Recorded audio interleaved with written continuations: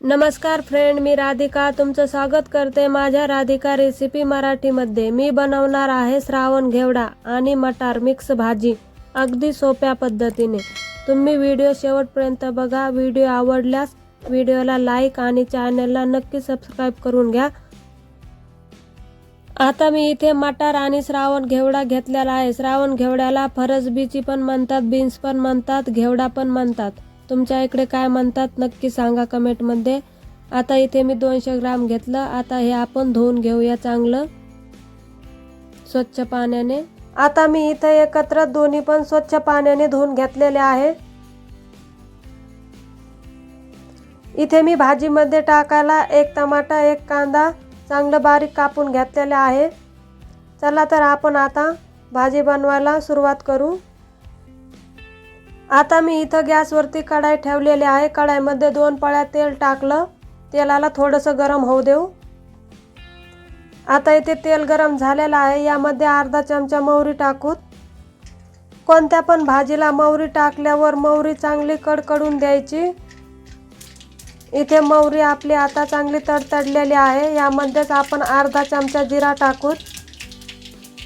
यामध्ये आपण बारीक चिरलेला कांदा टाकून देऊ।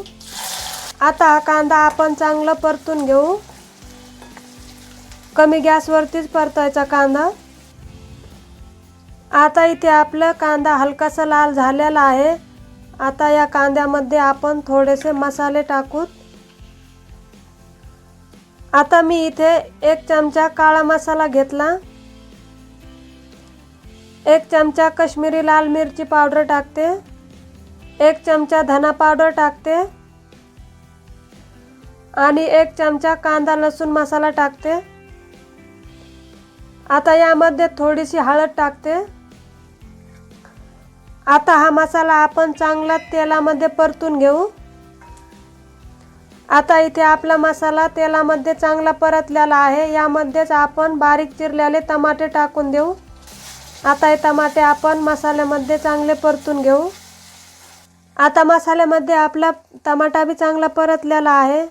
यामध्ये आपण थोडंसं पाणी टाकू, म्हणजे आपला जो टमाटा आहे तो थोडासा या टमाट्याला थोडंसं पाण्यामध्ये मऊसूत करून घेऊ। आता इथे आपला टमाटा चांगला मऊ झालेला आहे। आता आपण यामध्ये थोडीशी कोथिंबीर टाकून देऊ आणि याच्यावरूनच आपण श्रावण घेवडा आणि वाटाणे टाकून देऊ। आता हे आपण चांगले हलवून घेऊ। श्रावण घेवड्याची भाजी आरोग्यासाठी खूप चांगली असते। तुम्ही सुद्धा हप्त्यातून एकदा नक्की बनवीत जा। आता इथे आपला श्रावण घेवडा भी चांगला मसाल्यामध्ये मिक्स झालेला आहे। यावरून आपण चवीनुसार आता मीठ घालूया। आता हे मीठ आपण चांगलं मिक्स करून घेऊ। आता यावरूनच मी शेंगदाण्याचं थोडंसं आबडधोबड कूट केलेलं आहे ते थोडंसं कूट टाकून देते। ह्या कूटनी भाजीला घट्टपणा येतो। आता हे आपण चांगलं हलवून घेऊ।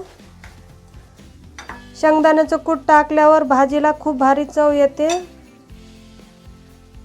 खूप मस्त लागते भाजी खायला। आता यामध्ये आपण भाजी शिजण्यासाठी थोडंसं पाणी टाकून देऊ। मी इथे 1.5 ग्लास पाणी टाकलेलं आहे। तुम्ही तुमच्या चवीनुसार पाणी टाका। तुम्हाला भाजी पातळ बनवायची की घट्ट बनवायची त्यानुसार तुम्ही पाणी टाका। आता ही भाजी आपण कमी गॅसवरती 5 ते 6 मिनिटं अशी शिजून घेऊ। यावरती झाकण नाही ठेवायचं, आपण भाजी अशीच शिजून घेऊ 4 ते 5 मिनिटं। आता इथे 5 ते 6 मिनिटं झालेली आहे आणि आपली भाजी सुद्धा चांगली शिजून तयार आहे। तुम्ही बघू शकता भाजी खूप भारी झालेली आहे। भाजीला कलर सुद्धा आलेला आहे। जास्त आपण पातळ बनवली नाही, लतपत बनवलेली आहे। तुम्हाला जर माझ्या रेसिपी आवडत असतील तर व्हिडिओला लाईक आणि चॅनलला नक्की सबस्क्राइब करून घ्या। इथे आपली श्रावण घेवड्याची भाजी बनवून तयार आहे। तुम्ही सुद्धा ही भाजी एकदा नक्की बनवा. आरोग्यासाठी खूप छान आहे श्रावण घेवडा.